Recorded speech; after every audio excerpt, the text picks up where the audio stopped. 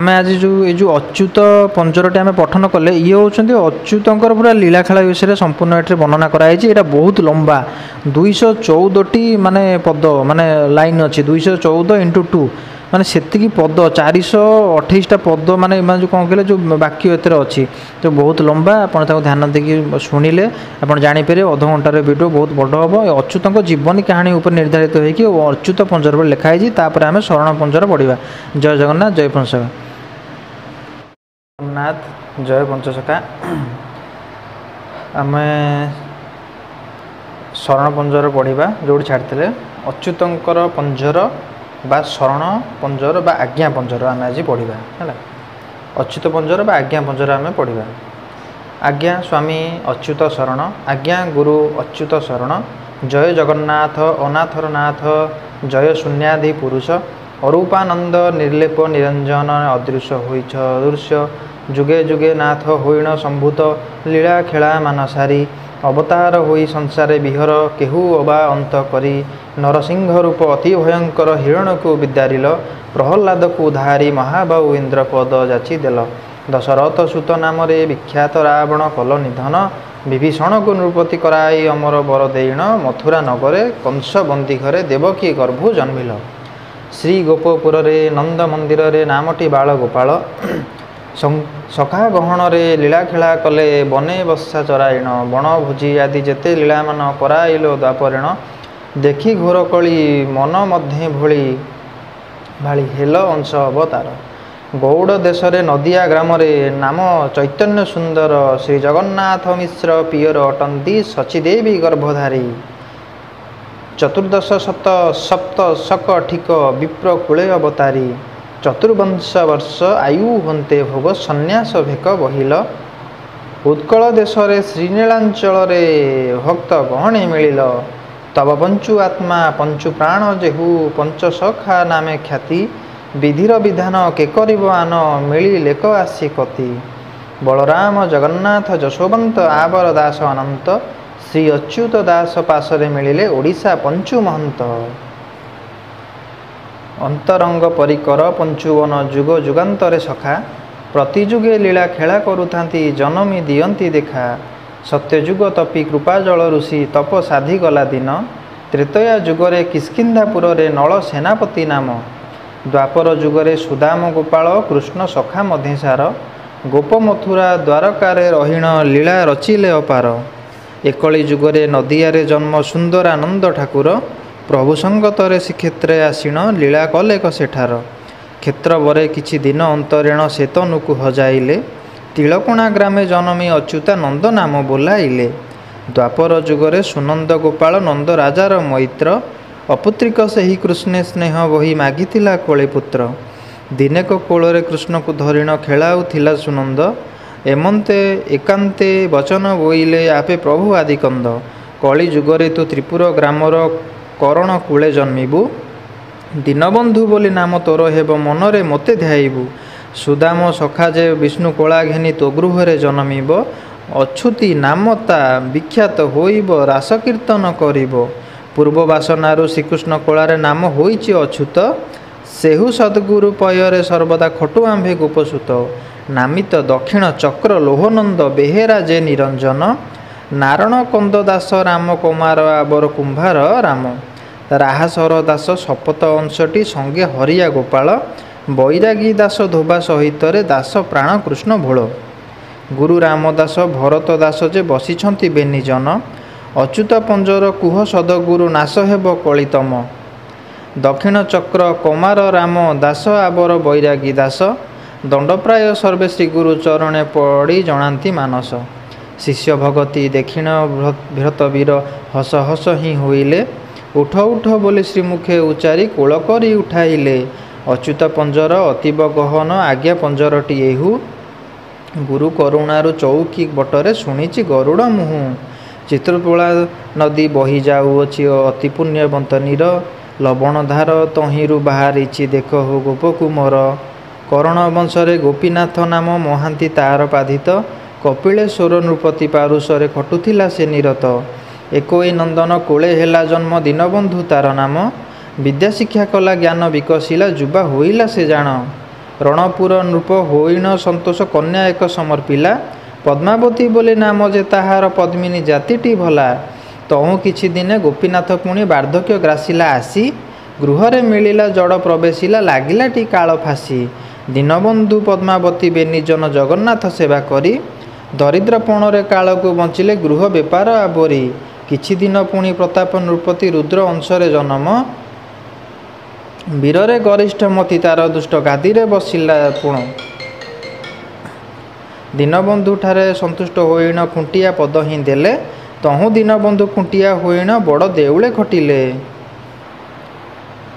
ପୁତ୍ର ଦୁହିତା ନାହାନ୍ତି ତ କୋଳରେ ସର୍ବଦା ଦୁଃଖିତ ମନ।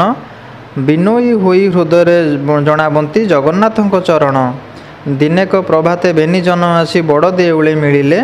ଗରୁଡ଼ ପଛରେ ଉଭା ହୋଇ ପୁଣି ଖୁଣ୍ଟିଆ ଗୁହାରି କଲେ। ପଦ୍ମାବତୀ ଯାଇ ଲକ୍ଷ୍ମୀଙ୍କ ପାରୁ ସେ ପୁତ୍ର କୋଳକୁ ମାଗିଣ। କରପତ୍ର ଯୋଡ଼ି ଶୋକେ ମୁଣ୍ଡ କୋଡ଼ି କଲେ କ ବହୁ ରୋଦନ। ସେହି ଦିନ ପ୍ରଭୁ କରୁଣା ବାରିଧି କହିଲେ ସ୍ୱପ୍ନେ ଯାଇ।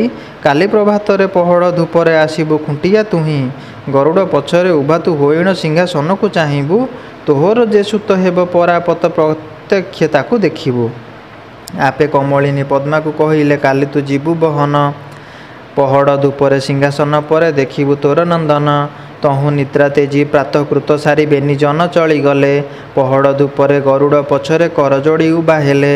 ଶ୍ରୀଜଗ ମୋହନ ଲୋକ ଗହଳିରେ ମଣିମା ଡାକ ପଡ଼ୁଛି। ଅତି ଅଲୌକିକ କୃଷ୍ଣ ବନତନୁ ଦିବ୍ୟ ବାଳକ ଖେଳୁଛି। ସିଂହାସନ ପରେ ପ୍ରଭୁଙ୍କ ଆଗରେ ଖେଳୁଛି ଦିବ୍ୟ ବାଳକ।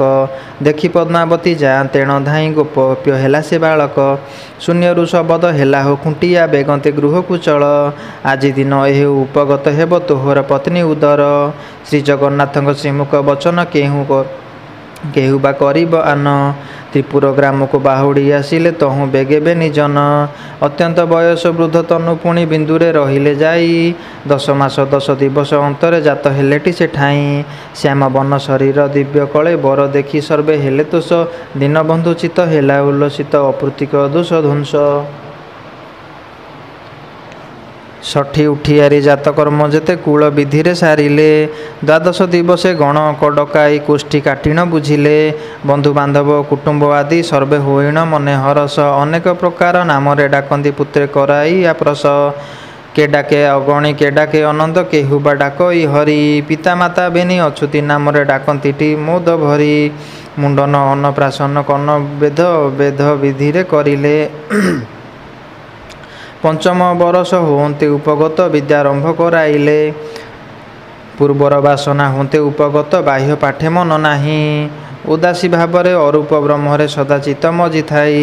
ସୁଜ୍ଞାନୀ ପଣ୍ଡିତ ବିପ୍ର ଏକ ପୁଣି ବିଦ୍ୟା ପଢ଼ାଇଲେ ନୀତି। ଗ୍ରାମର ପଶ୍ଚିମ ବଟବୃକ୍ଷ ମୂଳେ ବିଦ୍ୟା ପଢ଼ନ୍ତି ଅଚ୍ୟୁତି। ଏମନ୍ତ ଭାବରେ ଦିବସ ରଜନୀ ଭୋଗ ହେଉଥାଇ ପୁଣ। ଗ୍ରାମର ପଶ୍ଚିମ ବଟମୂଳେ ଦିନେ ଥିଲେ 4-5 ଜଣ। ଦିବ୍ୟ କଳେ ବର ଅତ୍ୟନ୍ତ ସୁନ୍ଦର ସନ୍ନ୍ୟାସୀ ଜଣେ ମିଳିଲେ। ଅଚ୍ୟୁତଙ୍କୁ ଡାକି କହନ୍ତି ବଚନ ପିଓରକୁ ଡାକ ଭଲେ। ଦୀନବନ୍ଧୁ ତହୁଁ ପ୍ରବେଶ ହୋଇଲେ ସଙ୍ଗେଛନ୍ତି ପଦ୍ମା ନାରୀ। ଦିବ୍ୟ ପୁରୁଷ ଦର୍ଶନ କରିଣ ପାଦ ତଳେ ଗଲେ ପଡ଼ି। କହନ୍ତି ସନ୍ନ୍ୟାସୀ ଶୁଣ ହୋ ଖୁଣ୍ଟିଆ ଏହୁ ପୁତ୍ରଟି ଆମ୍ଭର। ହରିନାମ ଦୀକ୍ଷା ଆମ୍ଭେ ଦେବୁ ତୋରେ ସଞ୍ଚା ଦ୍ରବ୍ୟ ଠୁଳ କର। ଦୀକ୍ଷା ପୂଜା ବିଧି ସଜାଡ଼ି ଆଣ ତୁ ତିଳେ ହେଳା ନ କରିଣ। ହରିନାମ ଦୀକ୍ଷା ଦେବୁ ଏହି କ୍ଷଣି ପିଣ୍ଡକୁ ହେବ କାରଣ। ତହୁଁ ଦୀନବନ୍ଧୁ ବେନିକର ଯୋଡ଼ି ବୋଲନ୍ତି ଧୀରେ ବଚନ। କାହିଁ ତବ ଘର କି ବୃତ୍ତି ତୁମ୍ଭର କିସ ତୁମ୍ଭେ ଅଟେ ତୁମ୍ଭ ନାମ। କେଉଁଠାରେ ଥିଲ କିପରି ଆସିଲ କୁହନ୍ତୁ ମୋର ଆଗର। ପୂଜା ବିଧିମାନ ଯୋଗାଡ଼ି ଆଣିବି ତିଳେ ନ କରି ଉଛୁର। ଶୁଣିନ ଶ୍ରୀଗୁରୁ କହନ୍ତି ମଧୁରେ ଶୁଣ ହୋ ଆମ୍ଭ ବଚନ। ସଚି ଉଦରୁ ଜନମ ହେଲୁ ଆମ୍ଭେ ନାମଟି ଅଟେ ଚୈତନ୍ୟ। ନୀଳାଚଳରେ ମୋହ ଦଧିତିରେ କରୁଅଛି ଏବେ ବାସ। ଚୈତନ୍ୟ ମଣ୍ଡଳୀ ପଚାରି ସେଠାରେ ପାଇବ ତହିଁ ସନ୍ଦେଶ। ଆମ୍ଭ ନିଜ ଜନ ଅଟେ ନନ୍ଦନ ତେଣୁ ଆମ୍ଭେ ଆଦରିଲୁ। ଶ୍ରୀନୀଳାଚଳରୁ ତ୍ରିପୁର ଗ୍ରାମକୁ ଅନ୍ତରିକ୍ଷେ ବିଜେ କଲୁ। ତହୁଁ ଆଜ୍ଞା ପାଇ ଦୀନବନ୍ଧୁ ଯାଇ ବେଗେ ସଞ୍ଚା ଦ୍ରବ୍ୟ ଆଣି। ପ୍ରବେଶ ହୁଅନ୍ତେ ଶ୍ରୀ ଗୌର ଚନ୍ଦ୍ର ଦୀକ୍ଷା ଦେଲେ ତତକ୍ଷଣି। ଗୌରବର୍ଣ୍ଣ ତନୁ ଛାଡ଼ି କୃଷ୍ଣବର୍ଣ୍ଣ ତନୁ ହେଲେ ଧାତିକାର। ତ୍ରିଭଙ୍ଗୀ ଠାଣିରେ ଉଭା ହେଲେ ତହିଁ ଷଡ଼ଭୁଜ ଚମତ୍କାର। ବେନି ଭୁଜେ ବଂଶୀ ଶୋଭା ପାଉଅଛି ବେନିରେ ବାଏଁ ଷୋହଳ। ଦଣ୍ଡକମଣ୍ଡଳୁ ବେନି କରେ ଦେଖି ପଡ଼ିଲେ ସେ ପାଦ ତଳ।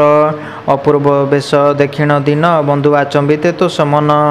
ଅପୂର୍ବ ମଣ ହିଁ ପଦାର୍ଥ ହିଁ ଦିଅନ୍ତେ କଲେ କତ ହିଁ ଭୋଜନ। ହରିନାମ ଦୀକ୍ଷା ଦେଇଣ କର୍ଣ୍ଣରେ କାମ ବୀଜ ହିଁ କହିଲେ। ରମା ବୀଜରେ ରାଧା ମନ୍ତ୍ର ବୁଝାଇ ଅଣାକ୍ଷର ମନ୍ତ୍ର ଦେଲେ। କହନ୍ତି ଚୈତନ୍ୟ ଖୁଣ୍ଟିଆ ତୁ ଶୁଣ ତୋର ନନ୍ଦନ ଅଚ୍ୟୁତ। ରାସ କୀର୍ତ୍ତନ କରିବ ମହିରେ ଯୁଗେ ଯୁଗେ ହେବ ଖ୍ୟାତ। ତହୁଁ ଅନ୍ତରିକ୍ଷେ ମିଶିଗଲେ କ୍ଷଣେ କେହି ଦେଖି ନ ପାରିଲେ। ଗୁରୁଙ୍କୁ ସୁମରି ମନ୍ତ୍ରକୁ ଉଚ୍ଚାରି ଅଚ୍ୟୁତ ବିହାର କଲେ। ଉଦାସୀ ମତରେ ଗୃହରେ ରହିଲେ ବିଷୟା ମୋହ ତେଜିଣ। ଜ୍ଞାତି କୁଟୁମ୍ବ ବାନ୍ଧବ ଯେତେ ପୁଣି କହିଲେ କଟୁ ବଚନ। ଏମନ୍ତେଣ କିଛି କାଳ ଅନ୍ତରେଣ ପିତାଙ୍କ ସାଙ୍ଗରେ ଯାଇ ଶ୍ରୀନୀଳାଚଳରେ ପ୍ରବେଶ ହୋଇଲେ ବଡ଼ ଦାଣ୍ଡରେଣ ତହିଁ। ଚୈତନ୍ୟ ମଣ୍ଡଳୀ ଦର୍ଶନ କଲେ ଗୁରୁଙ୍କୁ କଲେ ଦର୍ଶନ।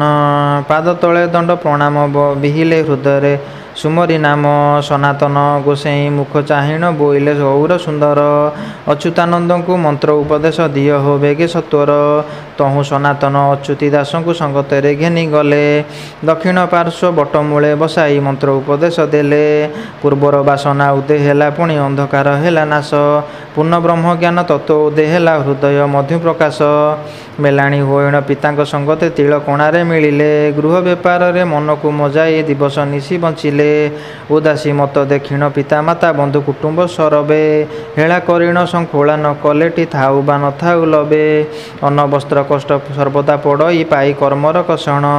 ଶ୍ରୀକୃଷ୍ଣ ଅଭୟ ପଦ୍ମ ପୟରେଟି ସର୍ବଦା ଥାଇଟି ଧ୍ୟାନ। ଚିତ୍ତୋଳା ତଟ ନବମାଳ ପୁଣି ପଦ୍ମବନ ସିଦ୍ଧ ଭୂଇଁ। ଗହନ କାନନେ ବଟବୃକ୍ଷ ତଳେ ନୀତି ଯୋଗକୁ ସାଧଇ। ଏମନ୍ତେ 10 ବରଷ 10 ମାସ ଭୋଗ ହୋଇଲା ସମ୍ପୂର୍ଣ୍ଣ। ଶ୍ରୀଯୋଗୁ ସୋଦର ସୁଦୟା କରିଲେ ଉଦେ ହୋଇଲା ନିର୍ଗୁଣ। ଜ୍ଞାନ ଉଦେ ହେଲା ପ୍ରଭା ବିକଶିଲା ପ୍ରଭୁଙ୍କୁ ଦର୍ଶନ କଲେ।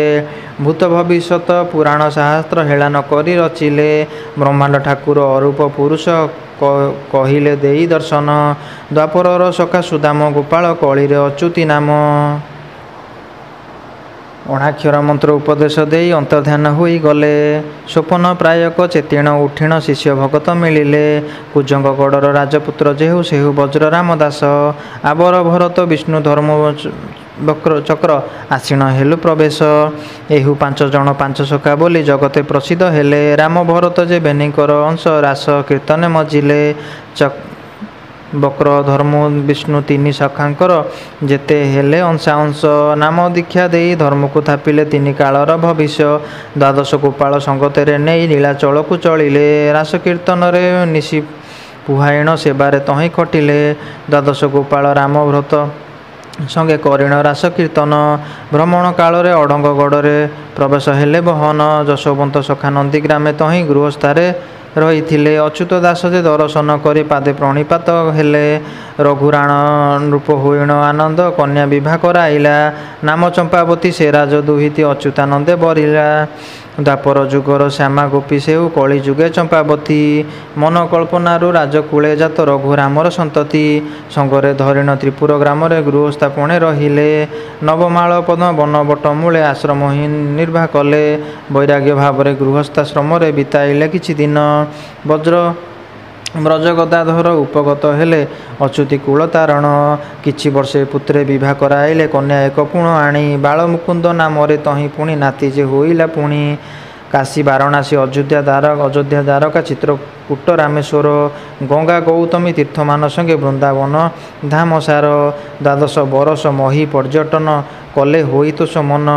ଆପଣା ମନ୍ଦିରେ ବାହୁଡ଼ି ଆସିଲେ ପ୍ରବେଶ ପଦ୍ମକାନନ। ଏମନ୍ତ ସମୟେ ବ୍ରଜଗଦାଧର ଶାଳଣିକ ବଟଠାରେ। ପାଲିଙ୍କି ସହିତ ଦେହ ଗୋପ୍ୟ କଲେ ଚିତ୍ରତୋଳା ବାଲୁକାରେ। ଶିଷ୍ୟ ଗହଣରେ ଶ୍ରୀନୀଳାଚଳକୁ ଗମନ କଲେ ବହନ। ରଥେ ଚତୁର୍ଦ୍ଧାମୂରତିଙ୍କୁ ଦେଖିଲେ ରଥଯାତ୍ରା କାଳେଣ। ଚୈତନ୍ୟକୁ ଦର୍ଶନ କରି ତହିଁ ସାଧୁ ମେଳରେ ରହିଲେ। ବଳରାମ ଜଗନ୍ନାଥ ଯଶୋବନ୍ତ ଅନନ୍ତକୁ ହିଁ ଭେଟିଲେ। ପଞ୍ଚସଖାମାନେ ମେଳେ ହେଲେ ତହିଁ ପ୍ରଭୁଙ୍କ ହେଲା କରୁଣା। ଘରେ ଘରେ ହରିଧ୍ୱନି ଉଛୁଳିଲା ଉଡ଼ାଇଲେ ଯଶବାନା। ଗୀତା ଭାଗବତ ପୁରାଣ ଶାସ୍ତ୍ର ଆଗତ ଭବିଷ୍ୟ ଘେନି। ବେଦ ବେଦାନ୍ତ ଯେ ଗ୍ରନ୍ଥକୁ ରଞ୍ଚିଲେ କଳି କଳମସ ଛେଦନି। ପଞ୍ଚ ମହାଜନ ଏକତ ହୁଅନ୍ତେ ବ୍ରାହ୍ମଣ ପଣ୍ଡିତ ଦେଖି। ନୃପତି ଛାମୁରେ ଛଳାଇ କହିଲେ ମିଛ ସତମାନ ଯୋଖି। ରୁଦ୍ର ବୈଷ୍ଣବ ବେଦ ଶାସ୍ତ୍ରକୁ କହୁଛନ୍ତି ଗ୍ରାମ ଦେଶ। ଜାତି ଅଜାତି ବାରଣ ନାହିଁ ପୁଣି ଧର୍ମକୁ କରନ୍ତି ନାଶ। ଶୁଣି ନୃପମଣି ପ୍ରତାପ ଦେବ ଯେ ବଳରାମେ ହକାରିଲେ। ତହୁଁ ବଳରାମ ବାଉରି ମୁଖରେ ବେଦଶାସ୍ତ୍ର ଶୁଣାଇଲେ। ଜଗନ୍ନାଥ ଦାସ ଦକ୍ଷିଣ ଭାଗରେ ବଟ ଗଣେଶ ପାରୁଷେ। ପ୍ରକୃତ ବନ୍ଧରେ ଶ୍ରୀ ଭାଗବତକୁ ରଚନା କଲେ ହରସେ। ଭାଗବତ ମହାପୁରାଣ ଶ୍ରବଣେ ମନରେ କରି କଳ୍ପନା। ଗୌରୀ ପାଟ ମହାଦେଇ ଆଗ୍ରହରେ ଡକାଇଲେ ହୃଷ୍ଟମନା। ପ୍ରାକୃତ ଭାଷାରେ ଭାଗବତ ଶୁଣି ଅତି ଆନନ୍ଦ ହୋଇଲେ। ରାସ ପଞ୍ଚଧ୍ୟାୟୀ ବଖାଣନ୍ତେ ତହିଁ ବ୍ରହ୍ମଣେ ଚଙ୍ଗ ବହିଲେ। ନୃପତି ଛାମୁରେ କହିଲେ କଯାଇ ଶୁଣି ମା ଭୁବନେଶ୍ୱର। ଲମ୍ପଟି ବ୍ରାହ୍ମଣ ଜଗନ୍ନାଥ ଦାସ କହେ ବହୁ ଅନାଚାର। ଶୁଣି ନ ରାଜନ ପରୀକ୍ଷା କରନ୍ତେ ତନୁ ପାଲଟିଣ ଗଲା। ପୁରୁଷ ଅଙ୍ଗ ଗୋପନ ହୋଇ ତହିଁ ସ୍ତ୍ରୀ ଅଙ୍ଗ ପ୍ରକାଶିଲା। ନୟନେ ଦେଖିଣ ପ୍ରତାପ ରାଜନ ହେଲା ବହୁ ଆଚମ୍ବିତ। ପାଦରେ ପଡ଼ି ସେ ଶରଣ ପଶିଲା ସଂଶୟ ହୋଇଲା ହତ। ସଖା ଯଶୋବନ୍ତ କ୍ଷେତ୍ରକୁ ଆଗତ ସଙ୍ଗତରେ ଲୋହି ଦାସ। ସୁଦର୍ଶନ ଦାସ ଗହଣେ ଅଛନ୍ତି ଆବର ସତେକ ଶିଷ୍ୟ। କ୍ଷେତ୍ରେ ପ୍ରବେଶିଣ ଦର୍ଶନ ନିମନ୍ତେ ସିଂହ ଦ୍ୱାରଠାରେ ହେଲେ। କଉଡ଼ି ମାଗନ୍ତେ ଦାସନ ଦିଅନ୍ତେ ପାହାରେ ତଡ଼ିଦେଲେ। ତହୁଁ ଫେରି ଆସି ନରେନ୍ଦ୍ର କୋଣରେ ବହନ କଲେ ପ୍ରବେଶ। ପାତ୍ର କୁଡ଼ିଆ ନିର୍ମାଣ କରି ତହିଁ ଆନନ୍ଦରେ କଲେ ବାସ। ଯେତେ ଯାତ୍ରୀ ଆସି ନରେନ୍ଦ୍ର ମିଳିଣ ସାରିଲେ ସ୍ନାନ ତର୍ପଣ। କୁଟୀର ମଧ୍ୟରେ ପ୍ରବେଶ ହୁଅନ୍ତେ ଦେଖିଲେ ଚକା ନୟନ। ଶ୍ରୀ ମହାପ୍ରସାଦ ସେବା କରି ତହୁଁ ଯାତ୍ରୀ ବାହୁଡ଼ିଣ ଗଲେ। ବଡ଼ ଦେଉଳକୁ ଯାତ୍ରୀ ନ ଯାଇଣ ନରେନ୍ଦ୍ର କୋଣୁ ଫେରିଲେ। ଆଚମ୍ବିତ କଥା ଶୁଣି ନ ରାଜନ ବିଜେ କଲେ କସି ସ୍ଥାନ। ନରେନ୍ଦ୍ର ସ୍ନାନ ସାରି ନୃପରାଣ କୁଟୀର ମଧ୍ୟ ପଶିଣ। ତହିଁ ମଧ୍ୟ ପଶି ଦେଖନ୍ତି ଅଦ୍ଭୁତ ବଡ଼ ଦେଉଳ ବ୍ୟବସ୍ଥା। ଶ୍ରୀ ସିଂହ ଦୁଆର 22 ପାବଛ 33 କୋଟି ଦେବତା। ରତ ସିଂହାସନେ ଚତୁର୍ଦ୍ଧା ମୂରତି ବିଜେ କରିଛନ୍ତି ପୁଣି।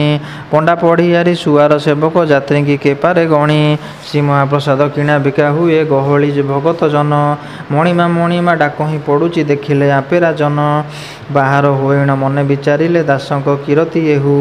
ପାଦେ ପ୍ରଣମିତ ବିନୟ ବଚନ ଭାସିଲେ ରାଜନ ତହୁଁ।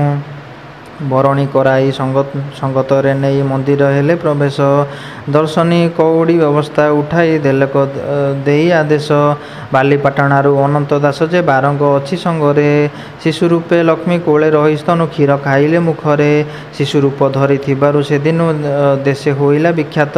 ଶିଶୁ ଅନନ୍ତ ନାମ ତହୁଁ ହୋଇଲା ସର୍ବେ ହେଲେ ଆଚମ୍ବିତ। ଏମନ୍ତେ ଚାରି ଶଙ୍ଖାକୁ ନୃପରାଣ ପରୀକ୍ଷା ମାନ କରିଲା। ଜଗନ୍ନାଥଙ୍କର ସୁଦୟା ଥିବାରୁ ପାଦେ ଶରଣ ପଶିଲା। କିଛି କାଳ ଅନ୍ତେ ସଖା ପଞ୍ଚକ ଯେ ବଡ଼ ଦେଉଳରେ ଥିଲେ। ଚୈତନ୍ୟ ଠାକୁର ହରିନାମ ଗାଇ ବହନ ତହିଁ ମିଳିଲେ। ପଣ୍ଡିତ ବ୍ରାହ୍ମଣ ଥୋକାଏ ମିଳିଣ ମୁକତି ମଣ୍ଡପେ ବସି। ବେଦ ବେଦାନ୍ତ ପୁରାଣ ଶାସ୍ତ୍ର ଆଦି ବିଚାର କରନ୍ତି ମିଶି। ଚୈତନ୍ୟ ଗୋସାଇଁ ମୁକ୍ତି ମଣ୍ଡପରେ ହୋଇଲେ ଆସି ପ୍ରବେଶ। ପ୍ରଶ୍ନମାନ ପୁଛି ବ୍ରାହ୍ମଣ ପଣ୍ଡିତ ମନେ ହୁଅନ୍ତି ହରସ। ଯେ ଯାହା ପଚାରେ ଅର୍ଥମାନ ଶୁଣେ ଶ୍ରୀମୁଖେ କହନ୍ତି ହସି। ବ୍ରହ୍ମହଂସ କଳା ଘେନି ଅବତାର ବିହାରନ୍ତି ଋଷିକେଶୀ। ଏମନ୍ତେ ଦୈନିକ ପ୍ରତାପ ନୃପତି ଦେଉଳେ ବିଜେ କରିଲେ। ଗୌରାଙ୍ଗ ସୁନ୍ଦର ହରିନାମ ଗାଇ ସଖା ଗହଣେ ମିଳିଲେ। ହରିଧ୍ୱନିରେ ଦେଉଳ ହିଁ କମ୍ପୁଛି ଚୈତନ୍ୟ କରନ୍ତି ନୃତ୍ୟ। ଦାରୁ ବ୍ରହ୍ମଠାରେ ବିଜୁଳି ପରାଏ ମିଶିଗଲେ ହିଁ ଅଦ୍ଭୁତ। ଅନଳ ଧସିଗଲା ପ୍ରାୟ ବ୍ରହ୍ମରେ ବ୍ରହ୍ମ ମିଶିଲା। ଚମତ୍କାର ହୋଇ ନୃପତି ସେଠାରେ ହୃଦୟ ବ୍ୟଥା ହିଁ ପାଇଲା। ମଧୁମାସ ଶୁକ୍ଳ ପଞ୍ଚମୀ ଦିବସୁ ମହୋତ୍ସବ ମାନ ହେଲା। ମାସକେ ସମ୍ପୂର୍ଣ୍ଣ କରାଇ ରାଜନ ଦାନ ଦକ୍ଷିଣା ହିଁ ଦେଲା। ଏହାପରେ କିଛି ଦିବସ ଅନ୍ତରେ ମେଳ ହୋଇଣେ ବ୍ରାହ୍ମଣ। ଶୂଦ୍ର ବୈଷ୍ଣବ ମିଶି 5 ଜଣ କହନ୍ତି ସିଦ୍ଧାନ୍ତ ମାନ। ନୃପତି ଛାମୁରେ ଗୁହାରି କରିଲେ ଶୁଣି ମା ହୋ ନର ଈଶ। ଏ 5 ଜଣଙ୍କୁ ପରୀକ୍ଷା କରନ୍ତୁ ହକାରି ଆପଣା ପାଶ। ବ୍ରାହ୍ମଣଙ୍କ ବାକ୍ୟ ପ୍ରତାପ ନୃପତି ସଖା ପଞ୍ଚକେ ରାଇଲେ। ମନ୍ଦିର ଶୁଦ୍ଧ କରାଇ ତା ମଧ୍ୟରେ ପରୀକ୍ଷା ମାନ କରିଲେ। ପ୍ରସନ୍ନ ଉତ୍ତର ହୋଇଲା ପ୍ରବଳ ବ୍ରାହ୍ମଣ ଛାଡ଼ିଲେ ଟାଣ। ଏହି ସମୟରେ ତହିଁ ପ୍ରବସିଲେ ବୀରସିଂହ ନୃପରାଣ। ଶୂନ୍ୟ ମାର୍ଗେ ଆସି ହେଲେ ଉପଗତ ପଞ୍ଚସଖା ହେଲେ ତୋଷ। ବ୍ରାହ୍ମଣମାନଙ୍କ ଗାରିମା ଭାଙ୍ଗିଲା ଦେଖି ଅଦ୍ଭୁତ ଭବିଷ୍ୟ। ଶାସ୍ତ୍ର ବିଚାରରେ ପରାଭବ ଲଭି ସର୍ବେ ହୋଇଲେ ମଉନ। ପଞ୍ଚସଖାଙ୍କୁ ସର୍ବେ ମାନ୍ୟ କଲେ ହରସ ହେଲା ରାଜନ। କିଛି କାଳ ବହି ଯାଆନ୍ତେଣ ପୁଣି ବ୍ରାହ୍ମଣେ ବିଚାର କଲେ। ଅଚ୍ୟୁତାନନ୍ଦଙ୍କୁ ପରୀକ୍ଷା କରିବେ ରାଜନଙ୍କୁ ହିଁ ଚଳିଲେ। ବାଲି ସାହି ନବରରେ ସର୍ବେ ମିଳି ନୃପତି ଆଗେ କହନ୍ତି ଅଚ୍ୟୁତ ଦାସକୁ ପରଖନ୍ତୁ ଛାମୁ ରଖି ଆମ୍ଭର ବିନତି। ତହୁଁ ନରପତି ଅଚ୍ୟୁତଙ୍କୁ ଡାକି ବାଙ୍କି ମୁହାଣକୁ ନେଲେ। ଲତାବରଠାରେ ପ୍ରବେଶ ହୋଇଣ ପ୍ରଶ୍ନମାନ ପୁଛିଲେ। ଆହେ ଦାସ ତୁମ୍ଭେ କି ଭଜନ କର କହିବ ଆମ୍ଭ ଛାମୁର। ବ୍ରାହ୍ମଣ ପଣ୍ଡିତ ବିଜେ କରିଛନ୍ତି ଶୁଣିବେ ସର୍ବେ ଏଠାର। ନୃପତି ବଚନେ ଶ୍ରୀ ଅଚ୍ୟୁତାନନ୍ଦ ଅରୂପ ବ୍ରହ୍ମ ସୁମରି। ସଧୀରେ ବୋଲନ୍ତି ଶୁଣିମା ଭୂବେଦ ଭୂଦେବ ଶୂନ୍ୟ ଭଜନ ଆମ୍ଭରି। ଶୂନ୍ୟରେ ରହିଣ ଶୂନ୍ୟକୁ ଧାଇଣ କରୁ ହିଁ ଏହୁ ଭଜନ। ଅଙ୍ଗ ନ୍ୟାସ କର ନ୍ୟାସ ଭୂତ ସୁଧି ମନ୍ତ୍ର ଯନ୍ତ୍ର ନାସ୍ତି ଜାଣ। ଶୁଣି ବିପ୍ରଗଣ ହସିଣ ବୋଲନ୍ତି ଶୁଣିମା ଭୂନୂପ ବର। ଶୂନ୍ୟ ବାମ୍ଫି ପରେ ବସିଣ ଦେଖାଉ କିପରି ଭଜନ ତାର। ରାଜନ ଆଜ୍ଞାରେ ଶ୍ରୀ ଅଚ୍ୟୁତାନନ୍ଦ ଜଗନ୍ନାଥ ସୁମରିଲେ।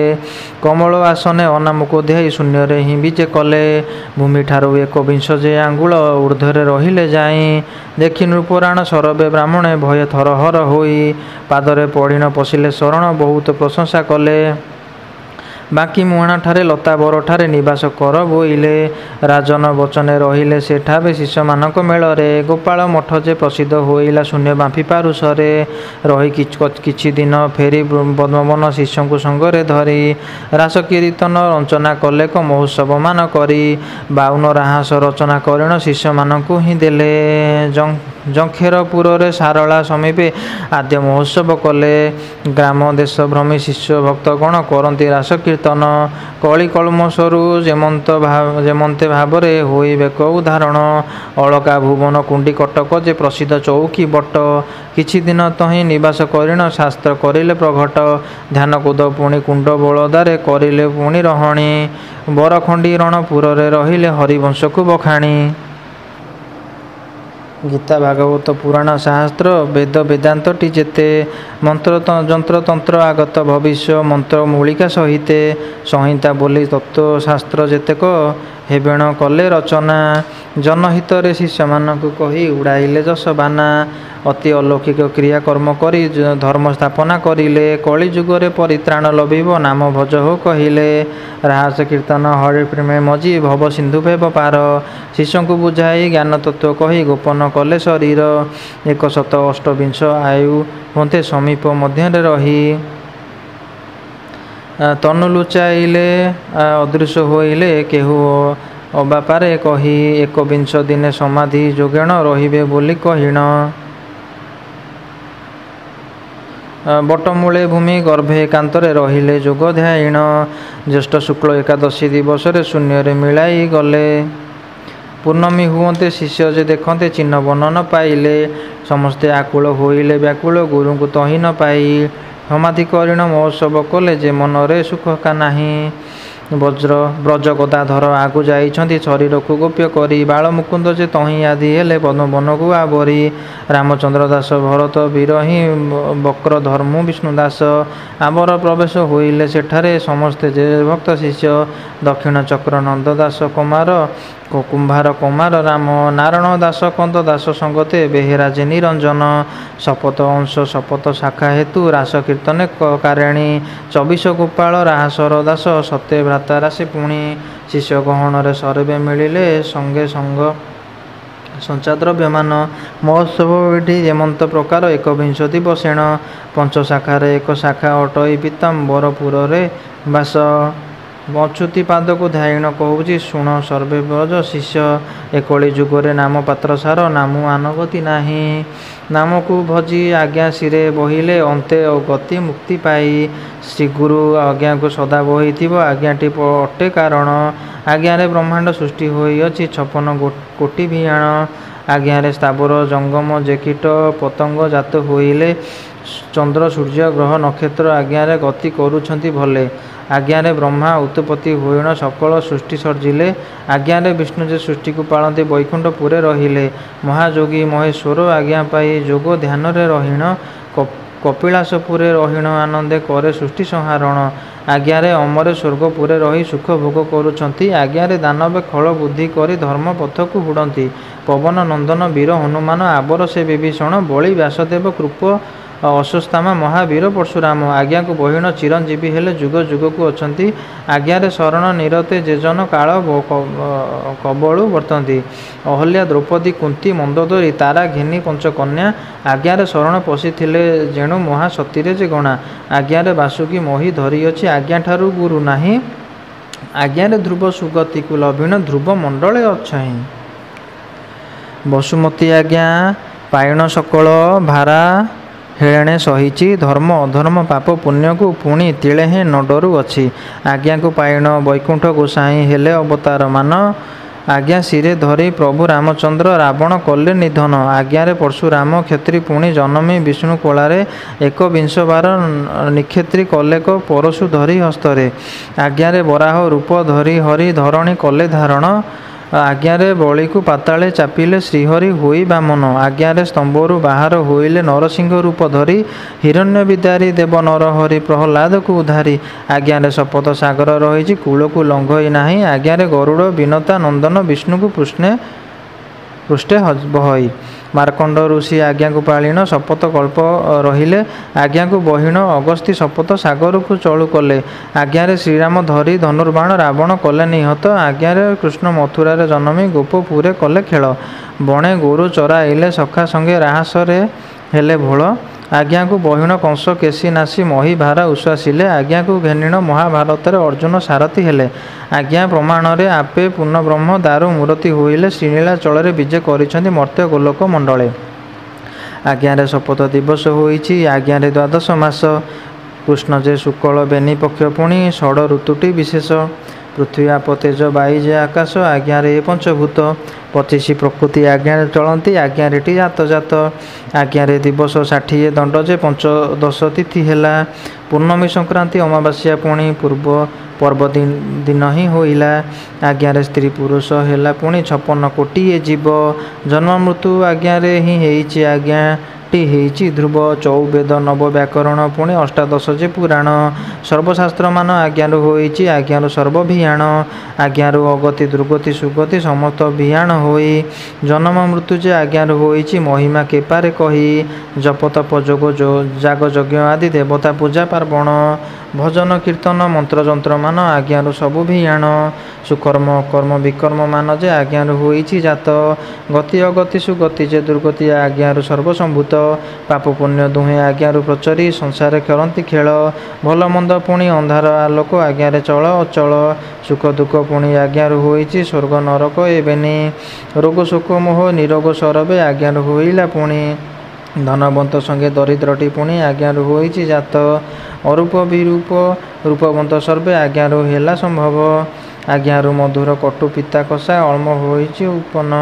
ଆଜ୍ଞାରୁ ଅରୂପ ବ୍ରହ୍ମରୁ ରୂପ ଯେ ଅବନରୁ ହେଲା ବନ। ଆଜ୍ଞାରୁ ଭଗତ ଜାତ ହୋଇଅଛି ଆଜ୍ଞାରୁ ହେଲା ନାସ୍ତିକ। 14 ଭୁବନ 21 ପୁର ଆଜ୍ଞାରୁଟି ସପ୍ତଲୋକ। ଆଜ୍ଞାରୁ ବେଦ ବେଦାନ୍ତ ମାନ ପୁଣି ଗୀତା ଭାଗବତ ଯେତେ। ଆଜ୍ଞାରୁ ନିଗମ ଆଜ୍ଞାରୁ ଆଗମ ବଚନେ କହିବା କେତେ। ଧ୍ୟାନ ଧାରଣା ଯେ ତୀର୍ଥବ୍ରତ ମାନ ଆଜ୍ଞାରୁ ହୋଇ ପ୍ରଚରେ। କର୍ମ ଅକର୍ମ ବିକର୍ମ ମାନ ସବୁ ଆଜ୍ଞାରୁ ଏହୁ ସଂସାରେ। ସତ୍ୟ ମିଥ୍ୟା ଦ୍ୱନ୍ଦ୍ୱ ଆଜ୍ଞାରୁ ସମ୍ଭବ ଆଜ୍ଞାରୁ ମାଳା ତିଳକ। ଗୁରୁ ଶିଷ୍ୟ ପୁଣି ଆଜ୍ଞାରୁ ହୋଇଲା ଆଜ୍ଞାରୁ ସ୍ୱର୍ଗ ନରକ। ଆଜ୍ଞାରୁ ଖାଦ୍ୟ ଅଖାଦ୍ୟ ହିଁ ହୋଇଲା ଆଜ୍ଞାରୁଟି ମାୟା ମୋହ। ଆଜ୍ଞାରୁ ରାଗ ହିଂସା ଦ୍ୱେଷ ହୋଇଛି ଆଜ୍ଞାରୁ ଆନନ୍ଦ କୋହ। ସାଧୁ ଅସାଧୁ ଯେ ରାଜା ପ୍ରଜା ପୁଣି ଦୋଷୀ ନିର୍ଦ୍ଦୋଷ ସରବେ। ନିଶବଦକୁ ଶବ୍ଦ ଆଜ୍ଞାରୁ ଉଦ୍ଭବ ହୋଇଛି ଏହୁ ଭବେ। ଆଜ୍ଞାରେ ଶରଣ ପଶ ନିରନ୍ତର ଆଜ୍ଞାକୁ ଧରି ଶିରରେ। ଅଧର୍ମ ଅଧର୍ମରୁ ପାରି ହୋଇ ଯିବ ପାପ ପୁଣ୍ୟ ଯିବ ଦୂରେ। ସର୍ବଜୀବଠାରେ ଆଜ୍ଞାଟି ରହିଛି ମଣିବ ସର୍ବ ସମାନ। ଜାତି ଅଜାତି ଯେ ଆଜ୍ଞାରୁ ହୋଇଛି ଊଣା ନ କରିବ ମନ। ସୁନ୍ଦର ଅସୁନ୍ଦର ସମ ଭାବିବ ସମାନ ନିନ୍ଦା ପ୍ରଶଂସା। ଗୁଣ ଅବିଗୁଣ ସମ ବିଚାରିବ ଆଜ୍ଞାରେ ରଖ ଭରସା। ଶତ୍ରୁ ମିତ୍ର କୂଟ କପଟ କୁଜ୍ଞାନ ସୁଖ ଦୁଃଖ ସମ କର। ଟାହି ଟାପରା ହୃଦରୁ ବୀର ଜୀବ ଗର୍ବ ମାନ ଅହଙ୍କାର। ଆଜ୍ଞାରେ ଶରଣ ଯେ ଜନ ପଶିବ ସର୍ବ ବାଧା ହେବ ଦୂର। ପରମ ପୁରୁଷ ଅଣାକାର ସ୍ୱାମୀ ଆଜ୍ଞାକୁ ହୃଦୟରେ ଧର। ଧନ ଜନ ଗୋପ ଲକ୍ଷ୍ମୀ ବୃଦ୍ଧି ହେବ ଆଜ୍ଞାରେ ଗଲେ ଶରଣ। ଗ୍ରହ ପୀଡ଼ା ଶତ୍ରୁ ଭୟ ହିଁ ନାଶିବ ବଢ଼ିବ ଯଶ ସମ୍ମାନ। ବ୍ୟାଘ୍ର ଭାଲୁ ସର୍ପ ଭୟ ନ ରହିବ, ଅଙ୍ଗୁ ରୋଗ ନାଶ ହେବ। ରାଜ ବିପଦରୁ ହେଳେ ତରିଯିବ, ହୃଦୟ ଜ୍ଞାନ ଉଦୟ ହେବ। ସର୍ବକର୍ମମାନ ସଫଳ ହୋଇବ, ଭ୍ରଷ୍ଟ ଭ୍ରାନ୍ତି ହେବ ନାଶ। ନିର୍ମଳ ଭଗତି ପରାପତ ହେବ, ଆଜ୍ଞାରେ ସରସ ପଶ। ପଦ୍ମବନଠାରେ ଭକତ ମେଳରେ ଅଚ୍ୟୁତି ପଦକୁ ଧ୍ୟାଇ, ଆଜ୍ଞାର ମହିମା ଅତୀବ ଗୋପତ ଭରତ ଦାସକ ହୋଇ। ପୀତାମ୍ବରପୁରେ ଜନମ ଲଭିଲି, ଧନ୍ୟ ମୋର ତାତ ମାତ। ପଦ୍ମବନରେ ମୁଁ ସେବାରେ ଖଟିଲି, ସୁଦୟା କଲେ ଅଚ୍ୟୁତ। ସେହି ପୁରୁଷ ଯେ ମହାନିତ୍ୟବାସୀ, ମଞ୍ଚରେ ଜନମ ହୋଇ। ଶିଷ୍ୟ ଭଗତକୁ ଉଦ୍ଧାରି ଧରିଲେ, ତତ୍ତ୍ୱ ଉପଦେଶ ଦେଇ। ସର୍ବଦା ଶରଣ ଅଭୟ ଚରଣ, ଶ୍ରୀମୁଖ ଶୁଣିଛି ଯାହା। ଗୋପସୂତ ମେଳ ଗୁରୁ କୃପାବଳେ, ବଖାଣ କଲିଟି ତାହା। ଅଚ୍ୟୁତ ଅଚ୍ୟୁତ ସୁମରି ନିରତ, ବିତୁ ଏ ଅଧମ ଜନ। ଅଚ୍ୟୁତଙ୍କ ପାଦ ପଦ୍ମ ଆଶ୍ରା ବିନୁ, କିଛି ନ ଜାଣଇ ଆନ। ଆଜ୍ଞାରେ ଶରଣ ରହିଅଛି ଦିନ, ଆଜ୍ଞା ବିନୁ ଆନ କିଛି। ନ ଜାଣି ସେବଇ ଦିବସ ରଜନୀ, ପାପ ପୁଣ୍ୟ ଏକ ଗଛି। ଅଚ୍ୟୁତ ପଞ୍ଜର ନାମଟି ଏହାର, ଶୁଣ ଗୋ ଗୋପକୁ ମୋର। ପଦ୍ମବନ ପୀଠେ ଗୁରୁ ସୁମରିଣ, କହେ ଦାସ ବ୍ରତ ବର। ଇତି ଶ୍ରୀ ଭରତ ଦାସ ବିରଚିତ, ଅଚ୍ୟୁତ ପଞ୍ଜର ବା ଆଜ୍ଞା ପଞ୍ଜର ସଦା ଜୟ ସମ୍ପୂର୍ଣ୍ଣ। ଆଜ୍ଞା ସ୍ୱାମୀ ଅଚ୍ୟୁତ ଶରଣ, ଆଜ୍ଞା ସୁରୁ ଅଚ୍ୟୁତ ଶରଣ।